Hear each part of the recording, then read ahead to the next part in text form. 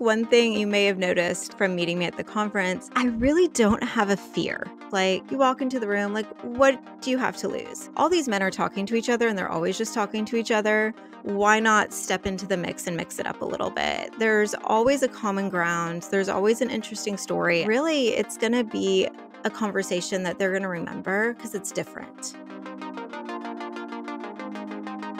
So welcome to the podcast. Very excited to have Nicole Roe on with us. Welcome, Nicole.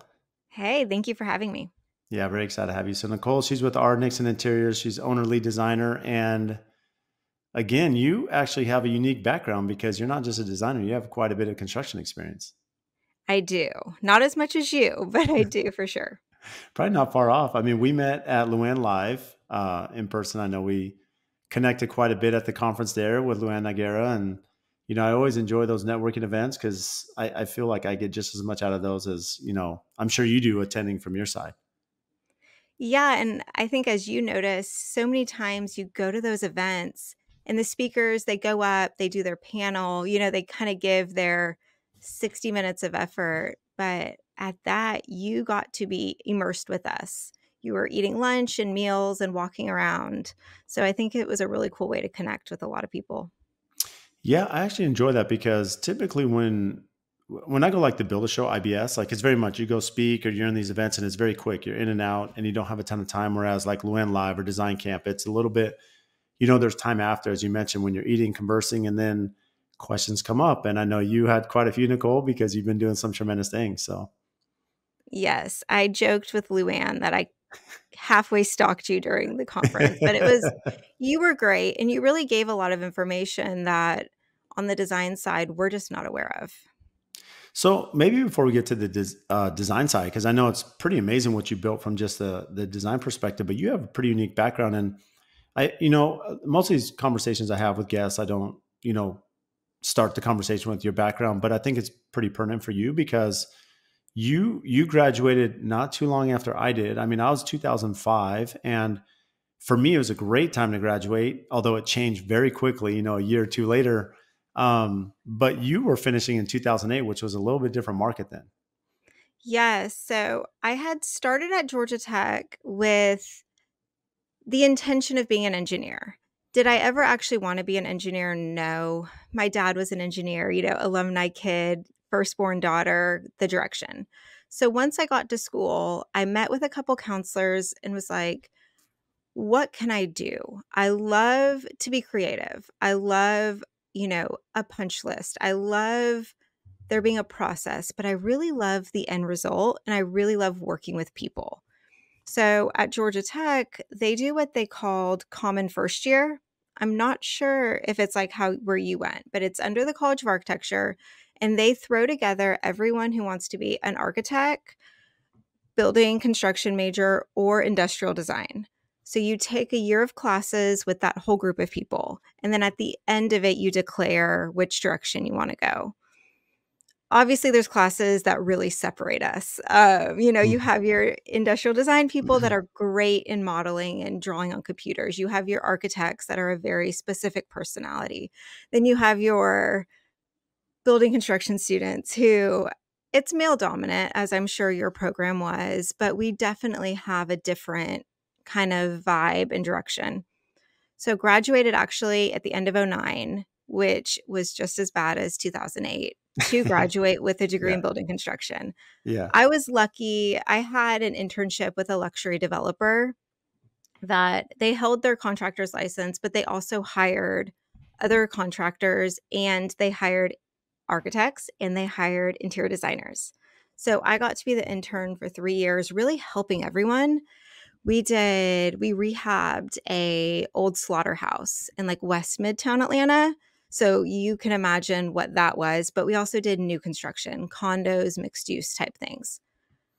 Then, still couldn't get a full-time job because no one was hiring. They were letting go great project managers that had been on for, 5-10 years.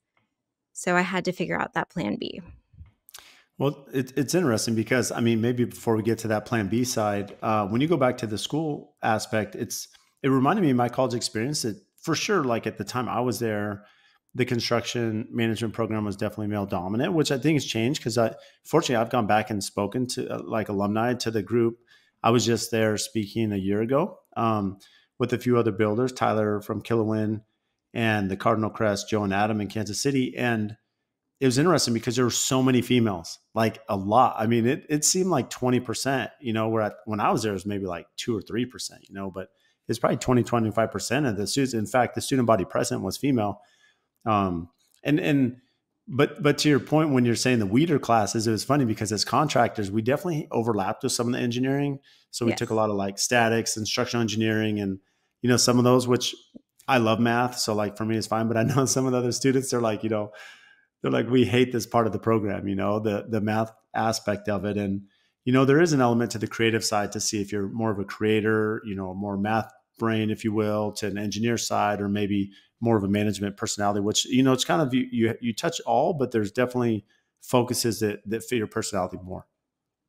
No, of course. And we totally took, a couple years of structures. We had to take all the way up through, I think, Calc 3, Yeah. some of the physics. And being at Georgia Tech, math was, intense. So it was fun. I'm glad to do it. But the coolest part, which is one of the reasons we were chatting, we did field trips. And I don't know if you guys got to do this, but we did a semester of commercial construction where Atlanta, you have the high rises and the projects that have 3 or 4 massive cranes that we got to go see. But we also got to do residential. And the residential, once again, were luxury developers in Atlanta that were building really cool projects. Some design build, some, contractor architect. But it was a neat I was the one that always drove, I would s I'll say this, but most of my friends were hungover. I'm, like, up, ready, happy to be there, throwing everyone in my SUV, like, get to the job site. I'm sure you can picture this, like, asking a million questions, wanting to know the details, wanting to know really how it happened and why. So I think those field trips were really what sealed the deal for me. It's incredible because going back to that college experience, I know it's different for everybody depending on where you attend and the priority of school, if you will, to some extent. But as you think back to that experience, I mean, how did being in the field impact, or I would say solidify your decision to go into the construction arm, at least at that point in your career? I had had a couple internships prior to this. One was with a geotechnical firm. So they had sent me out to do, the borings and the soil samples. We had the topo maps, and I'm meeting, with the drilling guys, as you can imagine, in, kind of middle of nowhere, Georgia, that caliber of people. So I kind of got the grit of that, but also the science side where I'm taking it back, putting it in the ovens, and kind of running the results. And then I had another internship at the Atlanta airport as a pavement evaluation engineer. So that was kind of boots on the ground. We walked every square yard of concrete at the airport and had to do reports. So, runway closures at midnight. We had to be at work at 4 a.m. on those other days. Like it was really kind of the field was where I was used to. My boots were dirty. I was used to the hard hat, that type of vibe. So I think I've always liked that. And then obviously with internships, you're the intern. What do you send the intern to do? All the things that nobody else wants to do. Right. So I think being in the field is at a young age, being that 18, 19, 20-year-old female and kind of getting kicked out there by yourself, you really learned that you either love it or you want nothing to do with it. And for you, like it is pretty eye opening being in the field because when you're in the classroom, it's one thing, the theory behind it, the education behind it. The field's totally different. I mean, Oh, yeah. you can speak about leadership, you can speak about the technical side, you can build schedules in the classroom. You go out in the real world, and I know from your side, you're going to be looking at it from the female perspective. I know even from my side as a young male in the industry, right, without gray hair, if you will, they're trying to get respect, right, or knowledge. Being this fresh kid out of college, I mean, there's a challenge to get from just that level to the next one where people actually respect you in your field. I agree. And I think I put a lot of pressure on the contractor. Now, as on the design side, maybe then it was on the boss or someone else, but our least successful projects have been the ones where the contractor hasn't almost forced respect from everyone to the designer, if that makes sense. Our best Hmm. ones, the contractor comes in and they say, her word is her word, her drawings are the final, kind of going through where, whether it's the plumbers, electricians, finished contractors, like they come in and they need to have a respect for the female on the job site because you're still, as you know, you could walk on a site and there could be 45 active men and the one female who walks in, with a blouse and a hat on. So you need someone else beyond, my reputation to say you need to respect her. So how is that? You mentioned that the contractor, this is where they could be a great ally, to the design community, to you yourself, Nicole, as you're out there.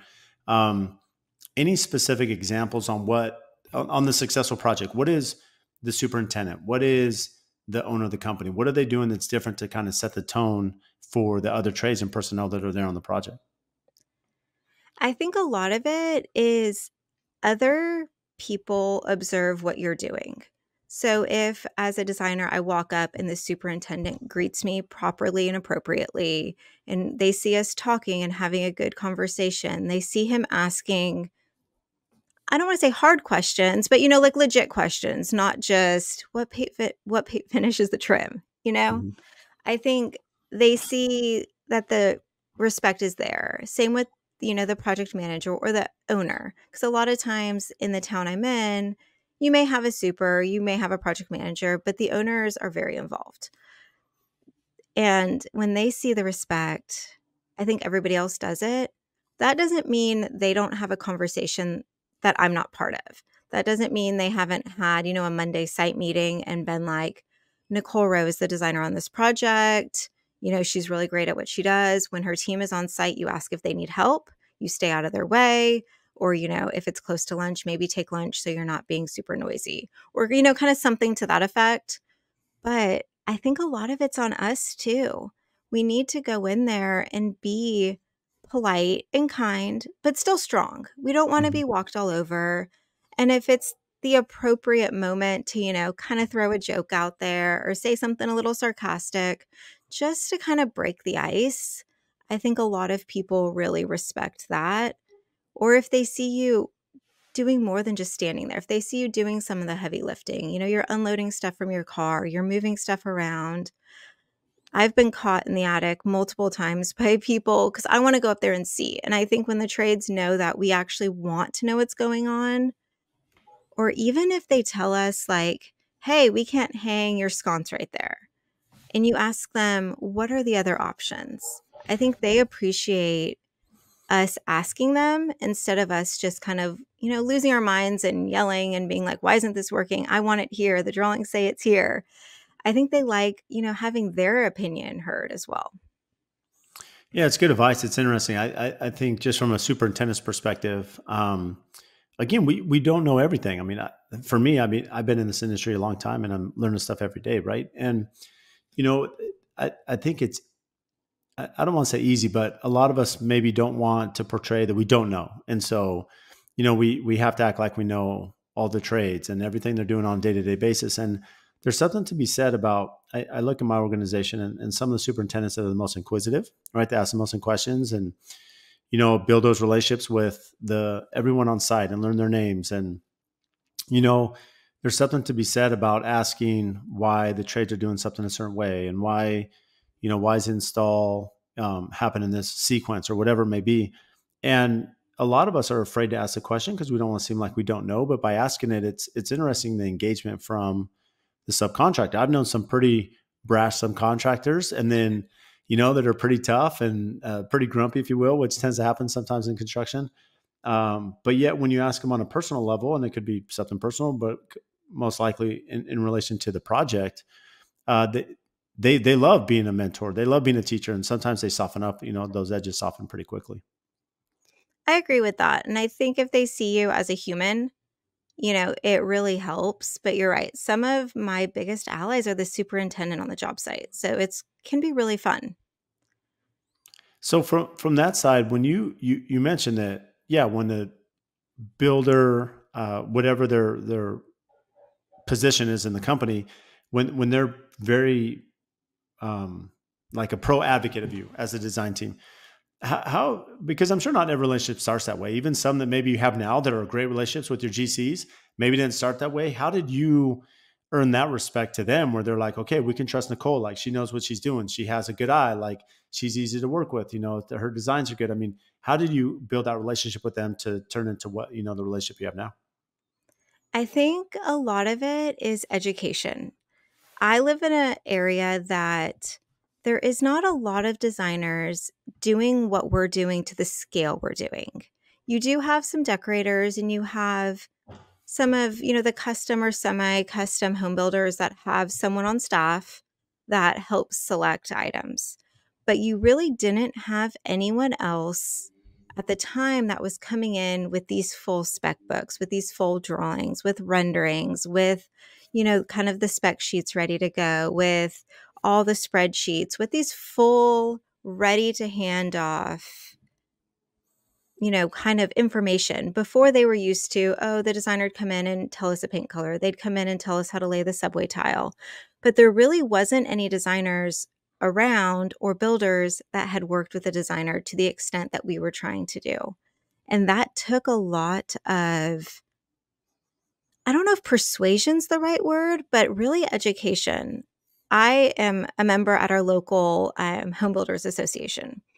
Their office is right down the street from ours, and every event I attend, I feel like I have the same conversation with someone new of, "Oh, we've worked with a designer before, but she yelled," or, "She cried on the job site," or, "She was so unorganized," or, "She'd show up in workout clothes and then disappear, and we wouldn't hear from her for 3 weeks." It was kind of the same story over and over. And we've really tried for the benefit of my firm, but other designers that are now upcoming in my area. Because now there's more people that have access to the information, have reached out to us to try to figure out how they can do it as well. But I think really it's the education of how we can make their job easier, how we can make their jobs better, how their clients are happier in the end. And as you know, like we can get them some killer photos, not just those iPhone half moved in, like, look at this, kind of thing we built, but those that we've worked with that have been accepting of the process and willing to kind of change their ways, it works and we keep doing it and they keep having better projects. And now some of them don't want to take on a project of, the $1 million plus renovation or, 8,000 square foot plus house without a full blown designer. And it's fun to have them refer us. I love that groundbreaking approach, right? And the reason being is I from the contractor side, I drink the Kool-Aid, right? As far as working with our designers and the value that it brings. I mean, it's a lot more than me using a simple analogy of drinking the Kool-Aid. The reality is that there's a tremendous amount of benefit. There's a tremendous amount of partnership. There's a tremendous amount of coordination that makes our profession so much easier. But what's interesting is there's a lot of builders that haven't seen that vision. As you mentioned, they may have had a bad experience or they may be accustomed to being the main driver in the process and communication. And point being is just recently before having you on, Nicole, I mean, I had a couple of builders reach out around the US and they're like, hey, Brad, can you share with me your design selection template or your spreadsheet, like how you make selections and how that's integrating? We use Build a Trend, Yeah. for all of our software. And they're like, how are you doing that? And my answer is interesting because I'm like, I don't even know what that is. I don't have one. What selection template am I going to have to give you? Because I'm working, to your point, Nicole, where I'm working with designers that are very savvy that are giving me full design books. I mean, these are very sophisticated design books. They're giving me all the information. Now I'm taking that and putting all those files into Build a Trend, and we're making QR codes that generate out of Build a Trend and put on the job site that are updated. And so for me, my perspective is different because I'm like, I understand the value you're bringing, but there has to be this learning experience for some of these builders to understand, hey, there's a resource out there like Nicole and our Nickson that's putting together information that makes my job so much easier to price and build. And now I can keep timelines and match expectations that the clients have. I agree. I think everyone really does kind of need to be each other's cheerleader if they know they work together well and they've done it before and it's successful. So going back to, that point when you say in your market that most designers are not doing what you're doing. Um, are there, and you use the term decorator, and maybe you define the difference between decorator and designer, but based on where your company is now, I'm sure you've excelled a long way, especially from when you opened your doors day one. What does that process look like for the builder, that communication, the presentation that they're getting, not just the client, but the builder themselves? So we have a couple different steps. We do with the client, we get a new client, we start with a consultation, we kind of work our way through. We always try to find out if they have a contractor already that they want to use. And if they do, why is it? Did they have a neighbor that used them? Like, what was the reasoning that they want to use them? And we try to get very specific because we've had people be like, oh, yeah, my neighbor used them. The project turned out great. He kind of disappeared for a few weeks, but I'm okay with that. And I'm like, no, we're not doing, your new build with some random contractor.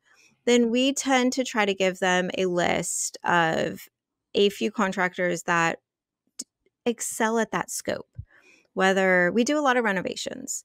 So there's some that are really good at that historic, that's build it back down to the bones and figure out all the odd things that have happened in the last, 60 years. Then there's others that just are great at a new build. They do really well with the architect drawings. They don't like, kind of the questions in the middle. But once we get the client fully on board, we let them interview the contractor. Some like to go see projects they've done. Others are just so trusting on us that, oh, you like him, you work with him, that's great. Like they don't care. But once the contractor's kind of signed on, we tend to meet at the site. We like to do this without the client, just for kind of that initial walkthrough if it's a renovation. That way, the contractor can really kind of see the scope. We can already troubleshoot some things. And this is all pre-design. This is still kind of, let's figure this out. Let's figure out kind of where we're going to be price point wise on a very rough level. And then, kind of once they meet, then as you know, the design books can take a couple months. Mhm. It's not, a 2-week, 3-week process. If we're doing a full home renovation or new build, drawings need to come from the architect or the draftsman. We need to make our selections. We need to do all our paperwork, our spreadsheets, send stuff off to get rendered. Then we present. And then once everything's been approved, we go back with the contractor, do kind of that walkthrough with everything. And then we have our big trades day. And that's, where the demo guys come in. Basically, every trade that touches that first 2/3 of the project comes in, and that's when we start to get the pricing. But at this point, we have, as you said, QR codes. So they can walk to each room, they can scan it, they can see our material selections, they can see the spec sheets, they can see the drawings, they can see our list of notes, because we always try to also include like some of the oddities that you can't really put in drawings or on spec sheets. So at that point, the trades know pretty much everything they should until demo. And then, of course, there's surprises. But, or with, if it's new construction, we tend to do that at the contractor's office. And we sit there and we run through all of the documents and show the materials. And they also know that if they don't think a tile's a good idea to use wherever, or if they have some, kind of opinion of, we don't think this is going to work, or you need a stronger exhaust on, your range because of X, Y, and Z. Like, we try to take that time to answer a lot of questions, but they have access to all of those. And as you know, they're living documents. So we can update them in our drive and shoot them out. And no one here uses Buildertrend yet. We're still, Central Florida. But I think Google Drive is easy. We have everything they need there. And I think it's worked really well. Yeah, that's good to have Google Drive. And the fact that so it sounds like you're creating the QR codes, not the builder. Yes, we are. And how do the clients, like, what's their, not just perception, but how do the contractors feel about having QR codes in the build? Oh, they're giddy about it. And I say giddy, and I know that's an odd word to put with a contractor, but the first time we brought them out, we put them in the plastic sheets. We tend to like nail them on a stud or, whatever the Mhm. situation is. We have the overall, then we have each room. But like watch even the demo guys get excited about it. Like it's some like, Easter egg hunt game of like going around and scanning them. But what they love too is I can be on site with them. We realize something needs to be tweaked on one of the files for whatever reason. I can do it while I'm sitting there, throw it into the file, and it's already fixed. It's not having to like go back to the office, print stuff out, email it out to Mhm. everyone, and then finger cross, they see, revision point 11.7, for the laundry room. It's there. So there isn't any excuses for everyone to kind of make an error. Yeah, it's really good. We've found so much success with the QR codes because the reality is, on the scale of projects you're designing, Nicole, and the scale of projects we're building, there's so much information and changes happen. I mean, we spend so much time in pre-construction and due diligence to try to have everything selected and designed and put together. Um, but even with all that information, changes happen. Taste change, products discontinued. Clients see something on Instagram, they want to, they probably email you, Nicole, hey, we just saw this. We'd love to make a change. They may be traveling somewhere. And so, it just allows it to be more current, at a timestamp that we need, as opposed to trying to like filter through, is this the latest revision, and make sure that we're working off something that's correct. No, I agree. So going back to, your market, I mean, you mentioned you're in Central Florida, Nicole.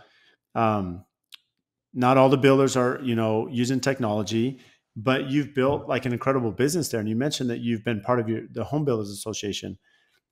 Phoenix, I think we have some work to do on our HBA.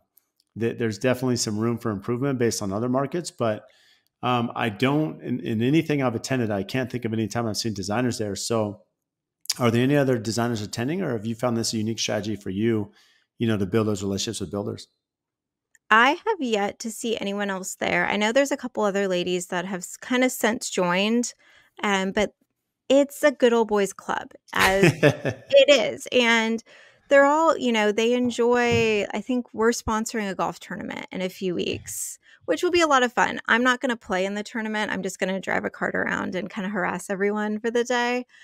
But they do, we do a lot of the sporting clay shoots. They do bowl-a-thons. They do the parades of homes, but they also do some sponsorships for kids who are going, through some of the trade schools and stuff. So they really do have a great mission. And it's a good resource for me because there's a lot of trades in there. There's a lot of contractors. If I have kind of an SOS question, it's not hard for me to get the answer.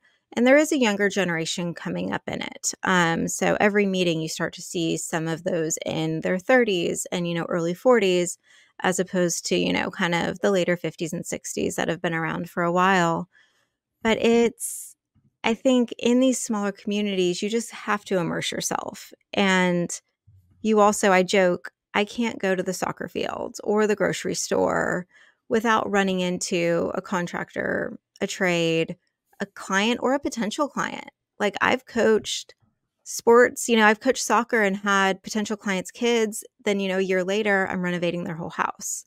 And same thing, I've had, one of my demo guys' kids on, like they're on the team because it is that small town. So I think really leaning into that because every opportunity is an opportunity to network with people, but also it goes back to being a good human. Like they're going to know you're faking it if, you're trying that hard. So do you have any advice? Again, there has to be a lot of confidence, Nicole, because I mean, the reality is all of us have been in networking events, and some you may know people, so it's fairly easy. Oh, I recognize this person, go say hi, or maybe you haven't met them, but you know them from Instagram. Hey, I follow you. So, you have these icebreakers. It's pretty intimidating to go to a conference or, I consider myself a pretty outgoing person. And there's certain times I've been at certain conferences where I don't know anyone and you're just like, who do I go talk to? I'm a little out of place. So for you to kind of walk in a good old boys club, like the Home Builders Association there in Florida, and kind of make your way known. I mean, what has been your secret to break the ice, to get to know people, to kind of let them know who you are and build those friendships? I think one thing, and you may have noticed kind of about me from meeting me at the conference, I really don't have a fear. Like, I don't have really, if you were to just look at me and be like, Nicole, I really can't talk to you right now, or whatever it is, like, it doesn't, there's no part of me that's going to like shrivel up and, day ruined. So I think it's with in life, like, you walk into the room, like, what do you have to lose? But also looking at it at the perspective of all these men are talking to each other and they're always just talking to each other. Why not step into the mix and mix it up a little bit? There's always a common ground. There's always an interesting story. I think there's always ways to kind of figure out like what you can talk about and what you can do. I mean, wearing, I wear hats all the time, mostly out of laziness, but it's also oh, I know who you are because they recognize the hat or they know, some other oddity. But I think with a lot of things in life, like even if it's your hobbies on the weekend, I think doing things that kind of spike that heart rate a little bit, make you a little nervous. Because what do you have to lose? Like, okay, maybe when you walk away, they might be like, who is that person who just, started talking to us? But that's unlikely unless you do something really dumb. But really, it's going to be a conversation that they're going to remember because it's different. And I mean, I don't know. It's kind of fun.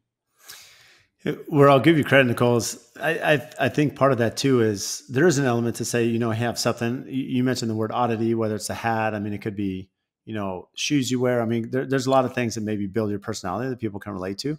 But where I give you credit is I think it's very, like when you came up to me, you had questions. Like you had some questions already ready, like, hey, I need to know this. And so I would imagine that even though you're pretty fearless, that there's not really any sense of nervousness because you had a plan. Like you had a question, like, here's a builder. I want to talk to him about this perspective. This is what I'm trying to do in my market. And so, anytime, and I think there's, from my side, if I'm at a networking event, I see an architect or a designer that I want to, there are things relative to their business that I could ask questions and have them answer that, that you immediately start talking and then the conversation goes from there. I think so. And I think your network is your greatest asset, but also just like putting yourself out there. Because you also know there's a lot of people that are uncomfortable at events like that as well. And even, whether it's a conference or a builder association thing. But I think when I started our Nickson Interiors, we actually rebranded about 2 years ago. I was just Nicole Roe Design. I started the business. I had just had my third boy, going crazy. I had kind of been working part-time, done some miscellaneous interiors at this point, but not, kind of was just having babies. My husband's a citrus grower, so he works, long hours. But I needed something. And a few people were like, oh, why don't you just kind of help these people? So I started on a really small scale. It was helping pick paint. It was doing mostly consultations, some style sessions, some shopping. But it quickly like spiraled into something that I wasn't anticipating. I wasn't expecting to have, revenue in the millions. I wasn't expecting to have a team of employees. I wasn't expecting, the design studio in the warehouse and designers across the country reaching out to me asking for my guidance and my help. I just started because I couldn't just stay at home all day. Like I couldn't be home. I love my children. And now I have 4 boys. I think I told you this. They're loud. They wrestle. They are boys. They fish and they swim and they are just a lot. And I love them so much. But I realized at that point, if I was going to raise these children well, I needed something of my own and something I could really dive into that would make them proud, but also still didn't expect it to turn into this. Like, was still like, oh, I'll take on a couple projects a year. Maybe I'll go to High Point, maybe whatever.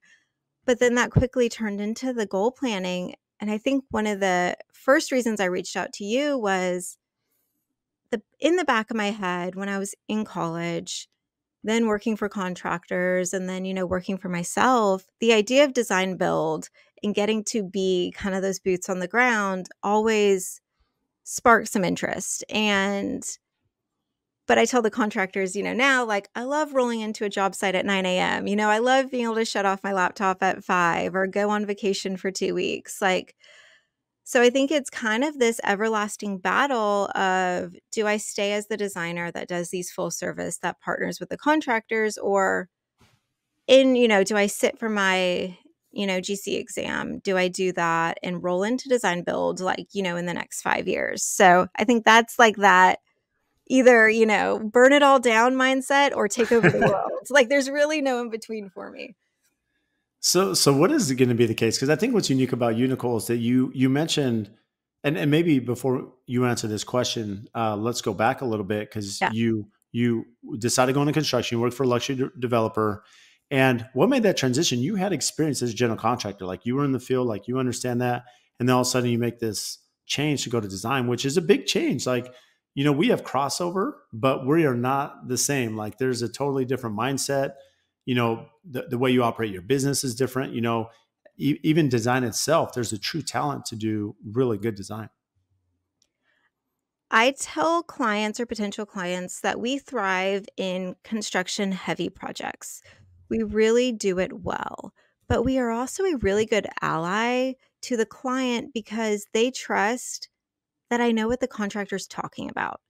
Because as you know, there's a lot of times where, whether it's new build or renovation, a lot of construction knowledge is thrown around, whether you're talking about the beams or the joists or, something that has to get trenched in the floor. There's things that happen that it doesn't matter how intelligent your client is. They don't understand it. And as a female client, a lot of them feel that they may potentially be taken advantage of or they don't know what's going on. So for them to hire me as a designer, but also sometimes I feel like I play the owner's rep card as well because the client needs me to kind of be the translator, be the one that can be like, yes, this is why we can't do what we thought we were going to do. The contractor told us our options are A or B. A is going to cost $10,000, B is going to cost $2,000, but the end result's going to have to pivot. Like being able to talk that way and being able to sit, like I go to the trust meetings with the trust, design firm. Like I go to some of these meetings that some of the designers may not. A, I enjoy it, but B, I think I understand it more than many. And that, kind of falls on interior design degrees and some of the others. They really don't lean into much of the construction side.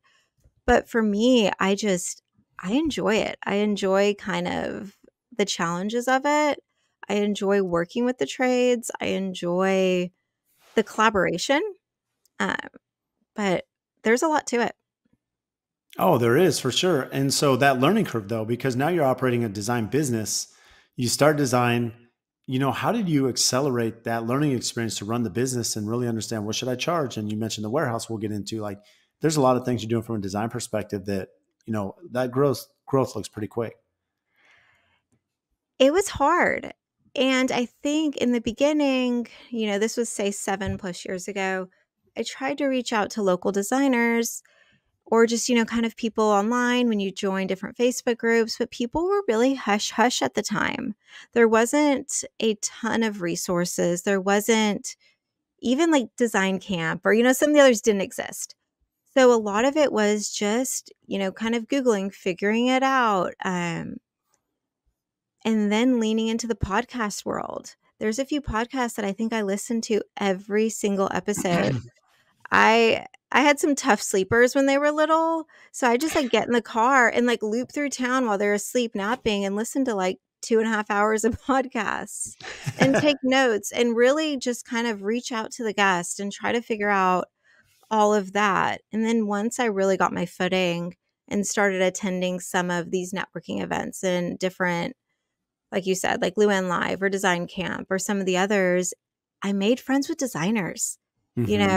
We've got a good group on my text chain of like asking the questions to the designers that aren't going to hold back. Like they are going to tell you, I charge this, or this is how I'd respond to that client, or even, my errors and emissions insurance costs this a month. Like stuff that people don't just, post on Facebook or, don't talk about, but there was a learning curve. And I think a lot of the learning curve came on the furnishing side because ordering wholesale, there weren't many resources 7 years ago. Now you can just Google it and 800 podcasts come up and you have, there's some like Hot Young Designers Club or the Design Success Academy. Like there's a bunch of those podcasters that, share it all now, but a lot of it was trial and error. It was kind of slowly building, but I think just not being afraid to ask.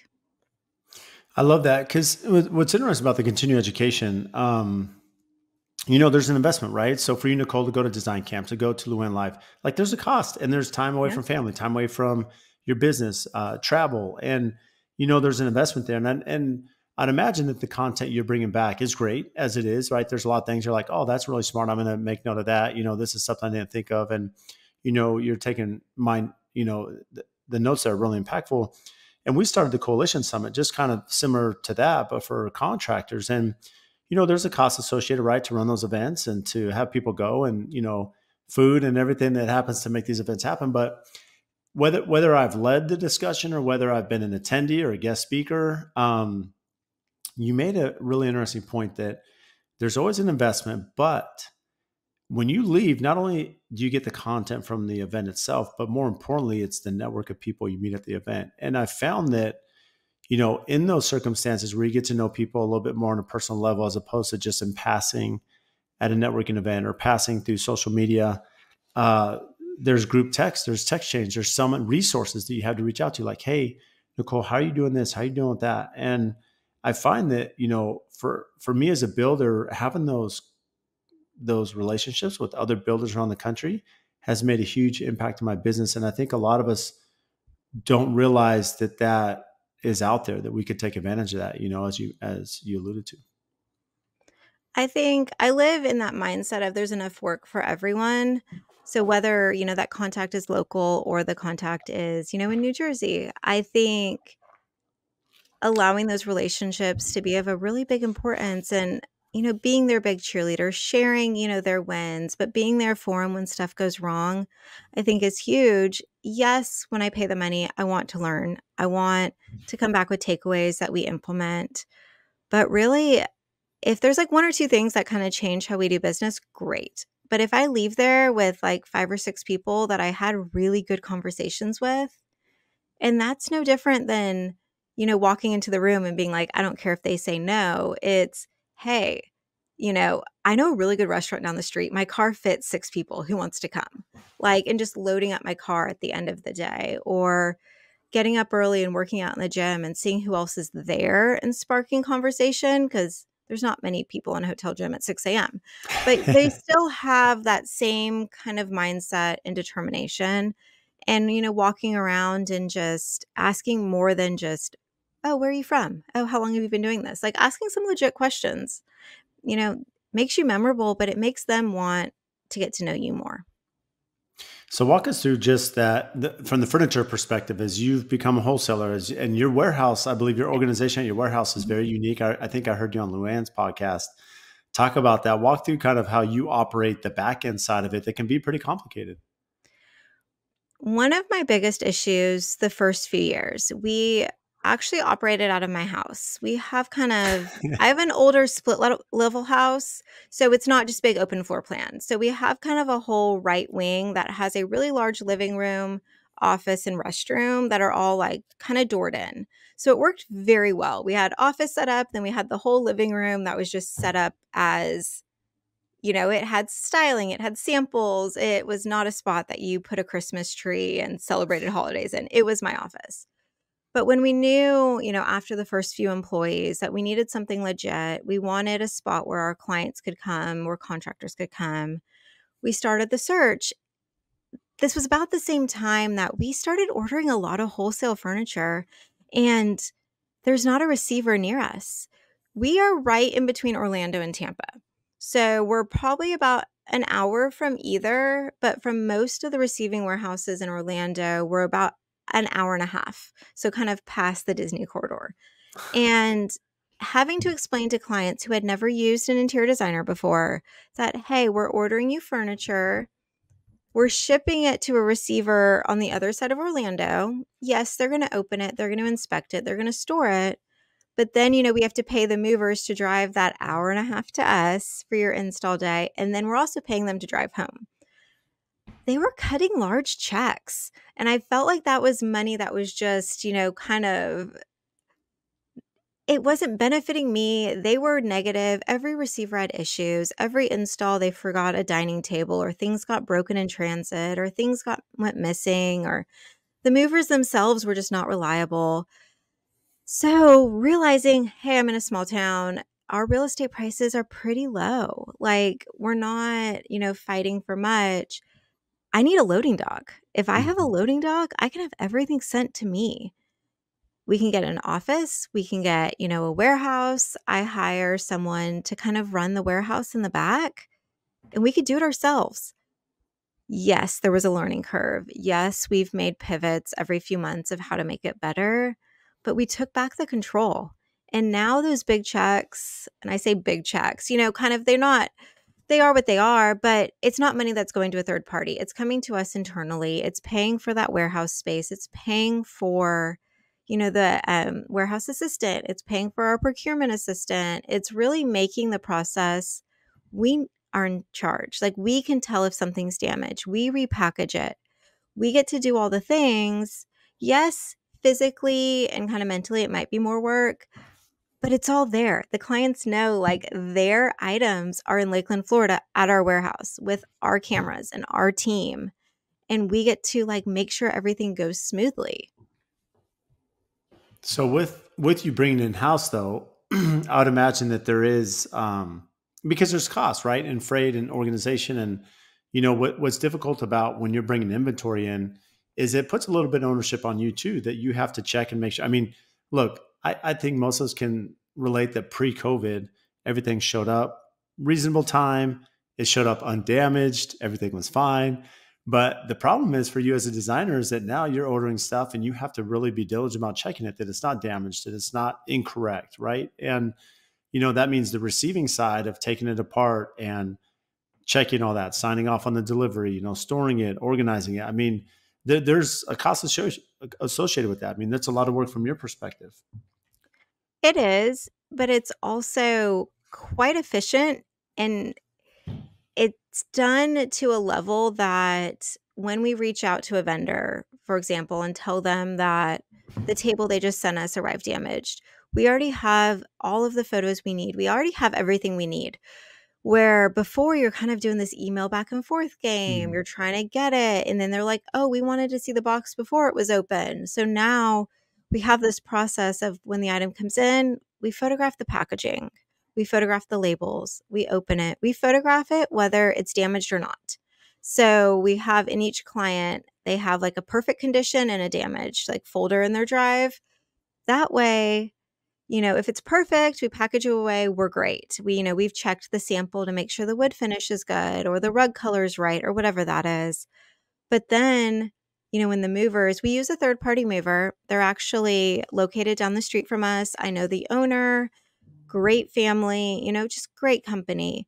But, a couple months ago, they damaged a sofa. We had the pictures that the sofa wasn't damaged prior because we had it in our drive. So one Mhm. of their, two of their employees were carrying it in and, hit the brick wall. So the movers didn't, they knew their guys damaged it. Like they saw Yeah. it, but there was no fight because we have the relationship. We joke with them that no one else hires them as much as we do. Cause, moving companies are normally kind of a one and done. Right. Like you move the family once, but for us, a dozen plus times a year, they're coming to our office.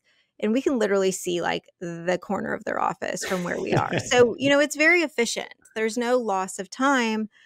But yes, to your point, it takes time. It takes humans to do it. It takes follow up, but it really eliminates fires down the line. And I think that's like what we can do right now. So what keeps you up at night right now? I think business has slowed. Really, Mhm. we've had, I think when I reached out to you the first time, one of my really dear contractors passed away a couple months ago. Mhm. It was unexpected. He was a great human. We had some upcoming projects with him, and that just like, it hurts your heart for everyone involved.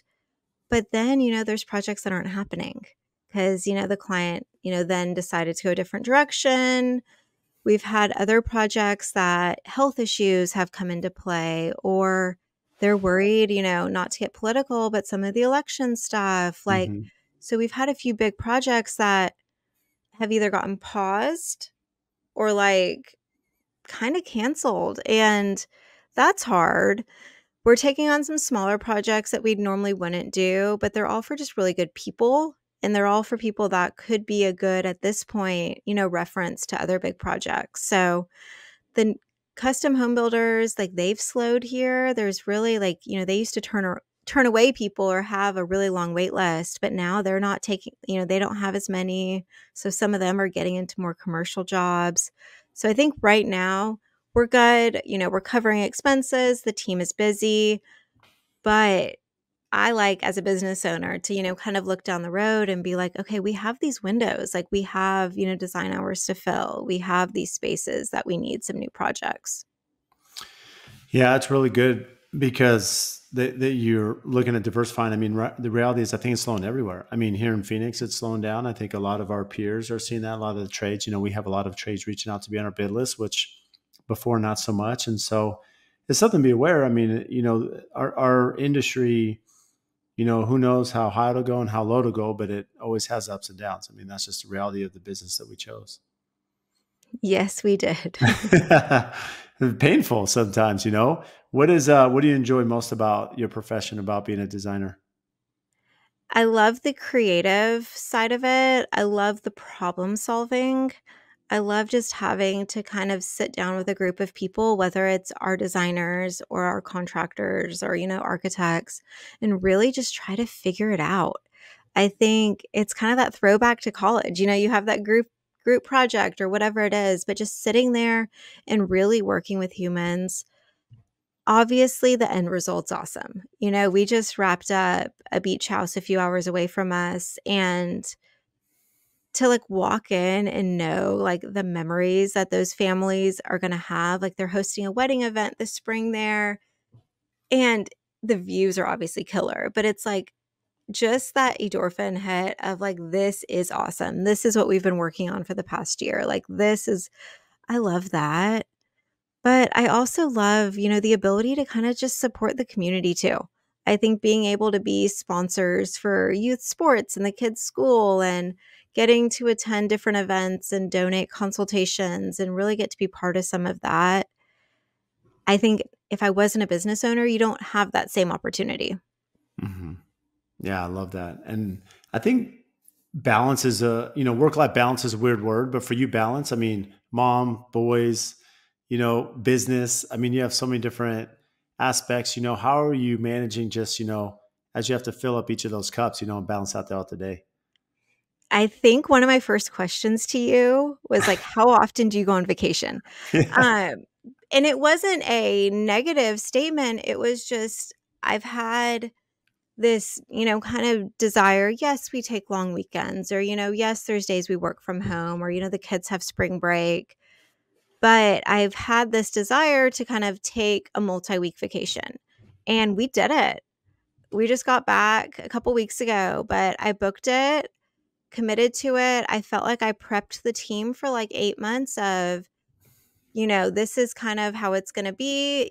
I did not disconnect for the few full weeks. I got on, I Yeah. logged on, I dealt with business stuff because I was okay with that. I was like, we can either take a 10-day vacation that I really kind of disconnect, or we can take a multi-week vacation that I check in.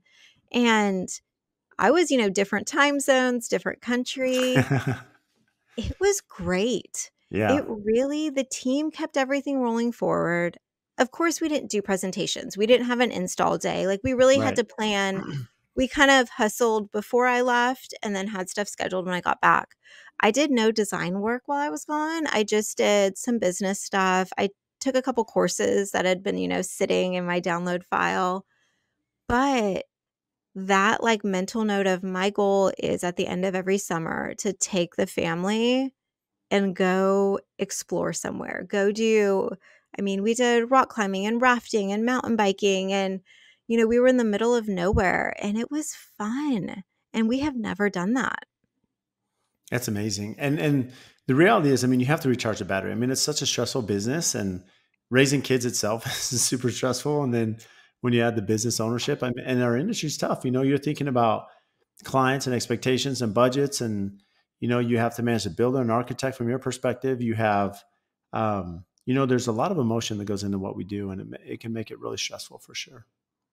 No, it's draining. I think we all need kind of things we look forward to and Hmm. other things to just refill our cup, whether it's, going for a walk at the end of the day or, listening to a podcast, working out.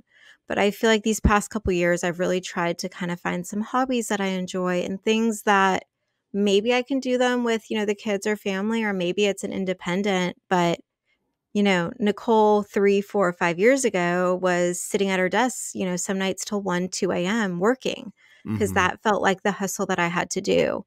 And as we all know, that's not sustainable. There might be a deadline that has to happen for, but that is not, kind of the way to find balance and fill your cup. Yeah. Well, that's amazing. So what do you do for fun? We live on some acreage on a lake. So we have, kind of the luxury of being on the water. My boys and I have gotten super into indoor rock climbing, which is really fun. There's some gyms around here that we go to. Um, and just some of just, the normal, like going for hikes. I am a mountain girl, like being able to escape and go into the mountains is really a huge thing, but also just decompressing alone. We're blessed. We kind of created a home gym downstairs. We have a sauna and some of the other like wellness stuff, and really just taking the time to just sit and not have to use the sauna time to like, read a business book or, do things like that. Just sit and be with yourself, I think is really huge. Yeah, that's amazing. Well, Nicole, you've been incredible. Appreciate making time to come on today and appreciate the friendship and all that you're doing in the industry. So where can our listeners find you? Okay, so we're at our Nickson Interiors website, Instagram. Apparently, we're on TikTok. We're on YouTube, Facebook, all the places. Well, that's incredible. Well, Nicole, thank you for coming on. No, of course. I'm going to have you smile. This was really fun, Brad. Thank you. If you get value from the show, please support us by giving a 5-star rating and review on whatever platform you listen to. And I also have a favor to ask. We've had some incredible guests that come on and share their wisdom, their knowledge about their business. So if you have friends or family members that could benefit from those episodes, please share it with them, as well as any other business owners that you're networking with that could get value from the podcast or certain episodes. Please share those as well. Again, subscribe, make sure you're following. Any questions that you have, topics. We've had listeners reach out about certain guests that we should have on the show. Again, brad.l@aftconstruction.com. Email me for topics to address, guests that we should have on, and even if you think you'd be a great guest for the show. So again, thank you for all your support, and we'll see you next time.